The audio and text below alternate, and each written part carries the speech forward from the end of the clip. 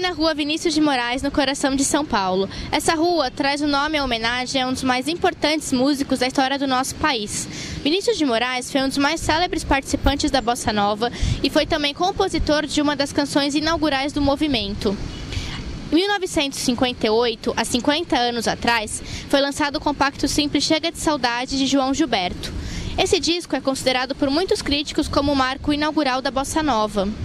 Contendo canções Chega de Saudade, de Vinícius de Moraes e Tom Jobim, e Bim Bom, do próprio João Gilberto, o disco foi um sucesso. A partir de então, a Bossa Nova era uma realidade. Talvez a ponta de lança da Bossa Nova não seja nem o João Gilberto, mas sim o Johnny Alf, que era um pianista muito admirado por outros pianistas, inclusive pelo Tom Jobim, e que já trazia no seu toque do piano as harmonias do jazz e o jeito de tocar jazz, que é um piano mais vazio, com menos batida, tocando só o essencial ali. O João Gilberto frequentava, e ele era um cantor crooner, então ele cantava desse jeito. E ele foi fazer a sua síntese observando, ouvindo e compreendendo, né, toda essa sofisticação rítmica e melódica que ele conseguiu reduzir no jeito dele cantar e tocar violão. A palavra bossa apareceu na música pela primeira vez na década de 1930, no samba Coisas Nossas, de Noel Rosa. Mas a bossa nova, como movimento musical inovador que foi, surgiu de uma miscelânea rica de elementos diversos. A cultura norte-americana do pós-guerra teve grande influência no desenvolvimento da bossa nova. No cerne do novo gênero estava a mistura entre o jazz, combinado ao impressionismo erudito de Debussy e Ravel, e o samba brasileiro. Então a bossa nova, mesmo como movimento, ela foi se configurar depois, assim, um pouco talvez pela atitude do Ronaldo Boscoli, que era um jornalista que trabalhava para a revista Manchete e que organizou uma série de eventos em faculdades, né, em centros universitários, reunindo vários compositores dessa geração e cantores. Então aí tinha Silvinha Telles, tinha o próprio Carlos Lira, o Menescal, a Elza Soares chegou a participar de uma série, a Laide Costa, então uma série de nomes, assim, agora não me ocorrem todos.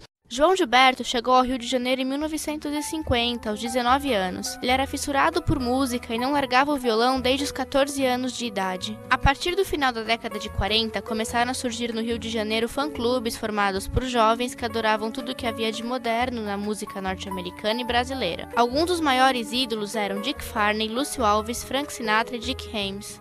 Nesse mesmo período, os conjuntos vocais eram o supra-sumo da modernidade. Baseados em modelos norte-americanos, começaram a surgir no Rio de Janeiro muitos grupos desse tipo. Era o caso dos Namorados da Lua, os Garotos da Lua, os Cariocas e Anjos do Inferno. João Gilberto chegou a ter algum sucesso cantando no Garotos da Lua, mas logo foi posto para fora do grupo por indisciplina.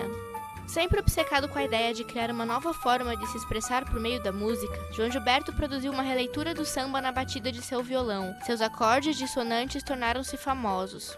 O ponto de concentração da renovação da Bossa Nova foi justamente contra o samba tradicional, né?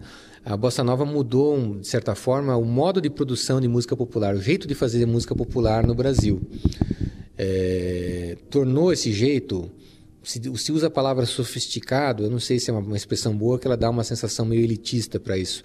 Mas ela aprimorou ou atualizou formas de fazer música popular com uma sonoridade mais bem acabada, talvez, menos rústica.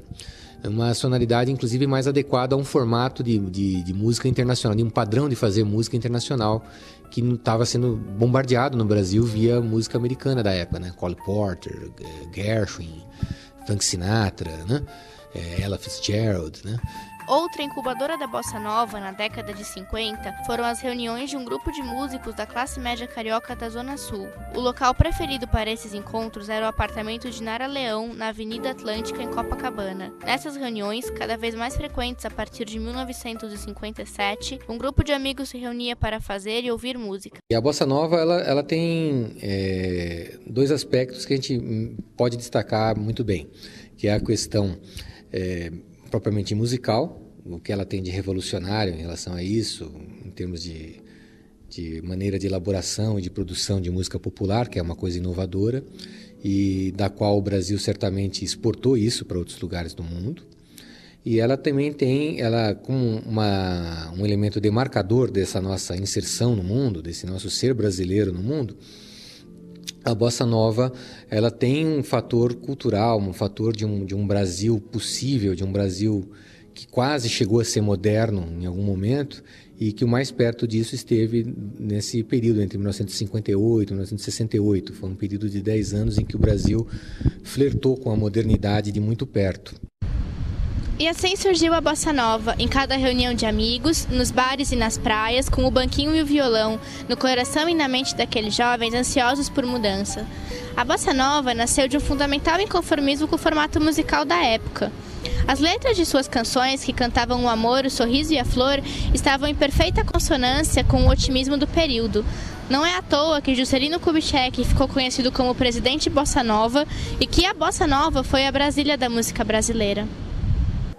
É muito curioso fazer um paralelo entre o governo do Juscelino e a própria Bossa Nova, que tem um caldo de cultura popular que, teoricamente, se aproximaria do samba e daquelas músicas ouvidas pelas massas urbanas, mas, por uma certa forma, mantinha o quê? Mantinha uma aura elitista de música voltada para determinados grupos de classe média, carioca, nesse momento do final da década de 50. O Juscelino Kubitschek representava uma certa elite no poder que conciliava com a burguesia industrial e aqueles complexos econômicos que se formavam no Brasil, mas não perdia o seu apoio popular. Então, de uma certa forma, o Juscelino Kubitschek ele conseguia ao mesmo tempo manter a cortesia, a generosidade com a população, com as massas urbanas, com as massas de eleitores, mas manter também um certo distanciamento elitista, dada a sua formação de médico militar.